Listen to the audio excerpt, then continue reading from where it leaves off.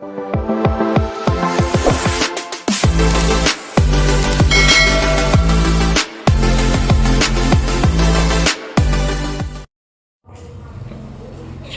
warahmatullahi wabarakatuh. Bismillahirrahmanirrahim. Teman,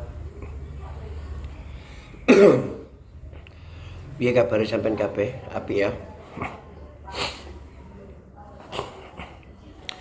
Ayo kita belajar bareng-bareng, berpikir, menganalisa kehidupan kita sehari-hari.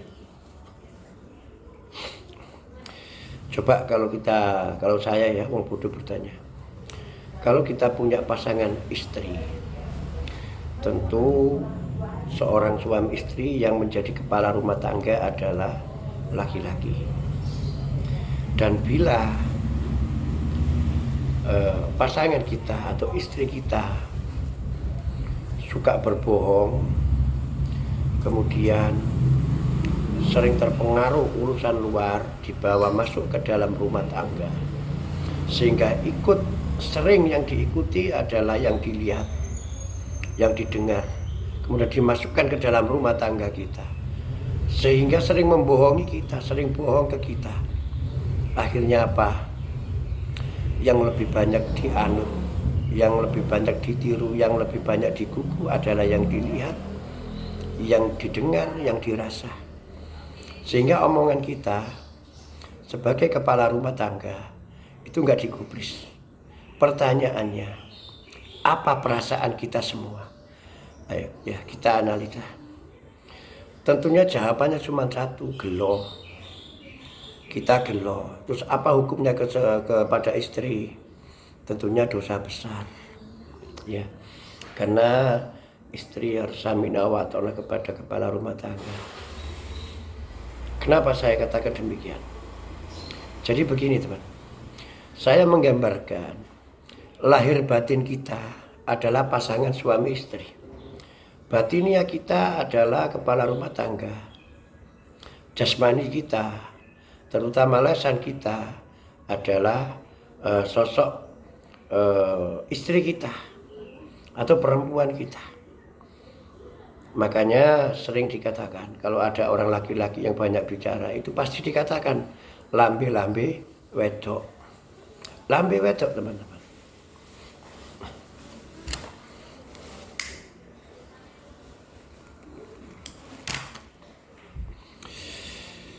Kemudian teman-teman ya, pemimpin rumah tangga itu biasanya nggak banyak bicara, tapi selalu memikirkan intern kebutuhan keluarga. Sama dengan batinia kita. Batinia kita sebenarnya banyak yang dipikirkan, tapi yang dipikirkan adalah untuk keperluan rumah tangga, untuk keperluan diri pribadi kita, diri batin kita. Sekali lagi saya katakan, jasmani dan rohani adalah pasangan suami istri. Lahiriah dan batinia adalah pasangan suami istri. Bila pasangan ini rukun, maka akan terjadi keharmonisan rumah tangga. Bila pasangan ini seia sekata, seirama antara suami dan istri, insya Allah akan mendapat suatu ketenangan. Dan akhirnya mendapatkan suatu kebahagiaan. Makanya kebahagiaan itu pusatnya di ketenangan. Bila sudah bahagia, fa insya Allah, orang yang mendekat ke kita pun akan ikut merasakan adanya sir yang kita bawa, adanya sir yang ada dalam rumah tangga kita. Adanya rahasia ini akan dirasakan. Dan tentunya akan membuat suatu pertanyaan bagi tetangga-tetangga kita. Rahasianya apa?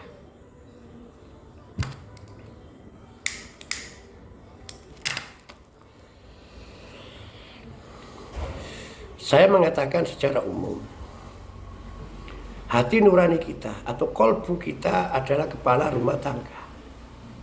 Dan istri kita, saya gambarkan sebagai jasad kita. Lesan kita adalah istri daripada kolbu kita. Kalau kolbu mengatakan la ilaha illallah, maka lesan harus mengatakan la ilaha illallah. Titik satu. Jangan sampai terpengaruh oleh keadaan-keadaan yang dari luar. Apa yang kita lihat, apa yang kita dengar, apa yang kita rasa, cukup kita rasakan di luar. Jangan dibawa masuk ke dalam rumah tangga. Jangan dibawa masuk ke dalam dada kita. Kehidupan yang dari luar menerobos ke dalam akan merusak kehidupan yang di dalam.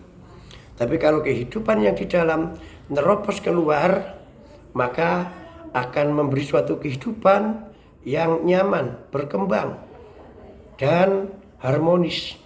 Kita contohkan telur. Telur ketika pecah. Pecahnya kalau hidup itu dari dalam, maka semerbak menjadi anak ayam, anak itik, anak bebek. Kemudian berkembang dan berkembang. Menjadikan suatu turun-temurun menjadi banyak. Tapi kalau kehidupan itu nerobos dari luar, maka akan menjadi telur dadar. Akan menjadi telur gulung dan lain sebagainya. Teman-teman sekalian,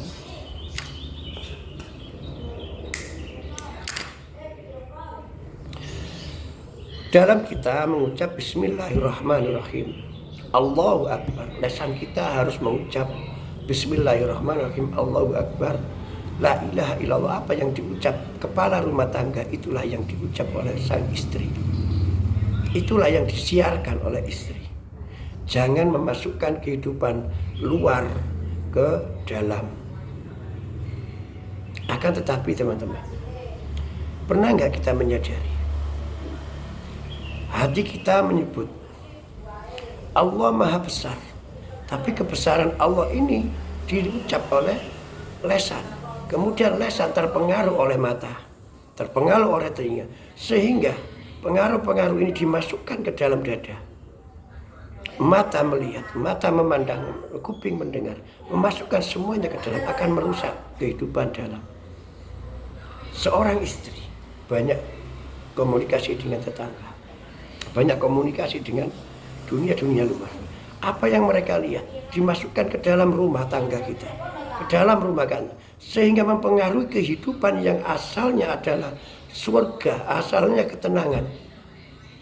Kemudian akan membuat suasana baru.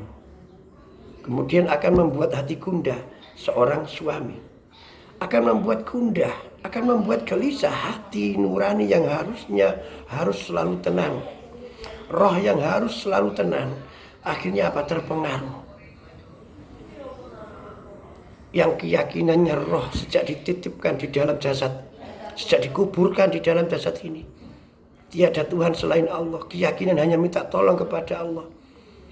Karena terpengaruh dari luar, maka lesan ini sering ucap, sering ngeluh, sering sambat. Sambat tonggo, sambat kanan kiri, sambat teman, sambat siapapun yang dilihat oleh mata, disambati untuk memecahkan solusinya. Seharusnya tetap apa yang diucap Allahu Akbar, Allah Maha Besar, tidak ada yang lebih besar daripada Allah. Sehingga masalah-masalah ini kelihatan sangat kecil. Artinya tidak ada masalah, karena Allah Maha segala-galanya. Mudah-mudahan teman-teman ya, ketenangan-ketenangan yang disuarakan oleh roh kita, yang disuarakan oleh kolbu kita, menjadi fatwa bagi kepala rumah tangga, diri pribadi kita, diri tubuh kita. Saya katakan sekali lagi, jasmani dan rohani, kolbu dan jasad ini adalah sepasang suami istri. Harus harmonis, rukun, seia sekata. Rukun. Insya Allah dengan rukun akan mendapatkan suatu ketenangan. Lesan kita banyak mendustai hati kita, banyak membohongi hati kita. Karena apa? Terpengaruhnya lesan mata ini dengan suara-suara yang kita dengar, pandangan-pandangan yang mengecoh, sifat-sifat duniawi, yang sebenarnya hanya fata morgana, pantulan dari kehidupan luar, pantulan dari kehidupan dalam, fata morgana. Kehidupan yang hakiki adalah hati kita. Maka teman-teman, kurangi lesan kita berbicara. Kalau hati ini mengatakan Bismillahirrahmanirrahim, segala puji bagi Allah kang anduweni sifat keluhuran dan kemuliaan. Tidak ada penolong selain Allah. Tidak ada sesuatu yang lebih besar dari Allah. Maka yang diucap lesan cuma satu. Terlalu banyak yang diucap lesan ini teman-teman. Karena sifatnya lesan ini sebagai ibu rumah tangga atau seorang wanita, makanya banyak peribahasa. Kalau orang laki-laki banyak omong, suka ngewer ngalor ngidul, disebut lambe wedok. Tentunya dari ini teman-teman, kita menyadari betul bahwa yang merusak kehidupan di dalam adalah pengaruh dari luar, pengaruh dari kehidupan yang glamor ini. Mungkin ini teman-teman, mudah-mudahan sedikit 10 menit ini bisa manfaat. Salam seduluran selawase dari wong bodoh. Merdeka. Maaf teman-teman ya, saya ralat. Tadi saya maksud roh kita bukan kolbu.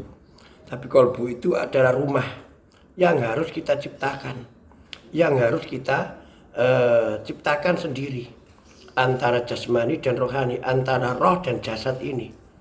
Jadi jasad ini yang berfokus di mulut ini adalah pasangan suami istri dengan roh.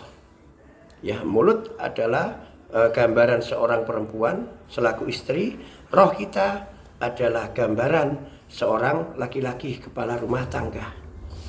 Jadi saya ralat ya teman-teman ya, maaf ya. Jadi rumah tangga ini harus menciptakan suatu keadaan, menciptakan suatu rumah, yaitu kolbu. Sehingga kolbu ini akan mendapatkan suatu gelar Baitullah, di mana yang jelas kita akan mendapatkan suatu ketenangan, kenyamanan, kerukunan ini akan kita dapat. Jadi lahiriah dan batiniah adalah pasangan suami istri, harus menciptakan suatu rumah, harus membangun suatu rumah, yaitu disebut kolbu. Dan kolbu ini bukan suatu benda, bukan suatu materi atau sesuatu yang bisa kita lihat dan nampak, akan tetapi suatu keadaan yang harus diciptakan sendiri. Seperti hanya orang yang baru membangun rumah tangga harus bisa membuat rumah sendiri, nggak nemplek orang tua, nggak nemplek moro tua. Jadi itu teman-teman ya, mohon maaf ini tadi saya ralat.